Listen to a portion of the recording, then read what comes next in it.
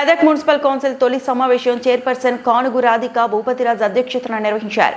ఈ సమావేశానికి Medak MLA Mynampally Rohit, MLC Anji Reddy ముఖ్య అతిథులుగా హాజరయ్యారు.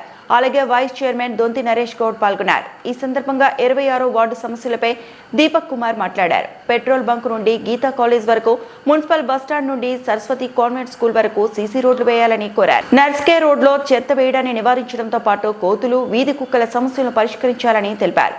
శాంతినగర్లో లక్ష్మి అనే మహిళపై కుక్కలు దాడి చేసిన ఘటనను ప్రస్తావించారు. ముత్యాలమ్మ ఆలయం వద్ద వేసిన బోరుకు మోటార్ అమర్చితే త్రాగునీటి సమస్య తీరుతుందని వెంటనే చర్యలు తీసుకోవాలని కోరారు.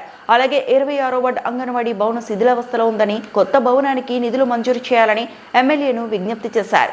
అలాగే ఏప్రిల్ 14 అంబేద్కర్ జయంతి సందర్భంగా రామ్దాస్ చౌరస్తాలో ఏర్పాటు చేసిన అంబేద్కర్ విగ్రహాన్ని ఆవిష్కరించాలని ఎమ్మెల్యే కుమార్ కు చైర్పర్సన్ కు తెలిపారు.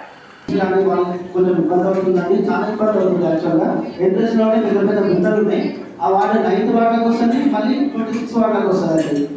ఎవరు చేయాలో అర్థం కాక చిన్న ప్యాచ్ సీసీ రోడ్ కానీ ఏదైనా శాంక్షన్ అయ్యే వరకు ప్యాచ్ వర్క్స్ అలా చేసి పేషెంట్స్కి వాళ్ళకి ఇబ్బంది కాకుండా కొంచెం చూడండి. ఎందుకంటే మ్యాండేటరీ ఇష్యూ అది, హాస్పిటల్ ఉన్నాయి కాబట్టి మనకు చాలా బ్రేక్స్ అవుతున్నాయి. చిన్న చిన్న పిల్లలు ఉన్నారు, చిన్న పిల్లల దవాఖానా ఉన్నాయండి. అక్కడ అందరికీ ప్రెగ్నెన్సీ ఉమెన్ కూడా వస్తున్నారు.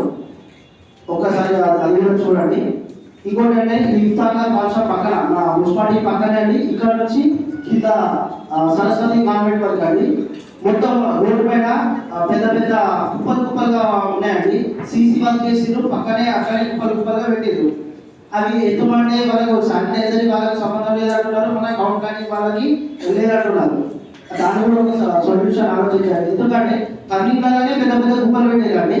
కొంచెం ఎవరికి కూడా ఇబ్బంది కాకుండా, దెబ్బలు తాకుతున్నాయి, ఇబ్బంది కాకుండా చూడాలండి. ఇంకొకటి ఇంకోటండి, మా వార్డులో ఉన్న రీసెంట్గా మేము ఎక్కిన 10 రోజులకి ఒక పెద్ద ఆవిడకు కుక్క కలిసిందండి.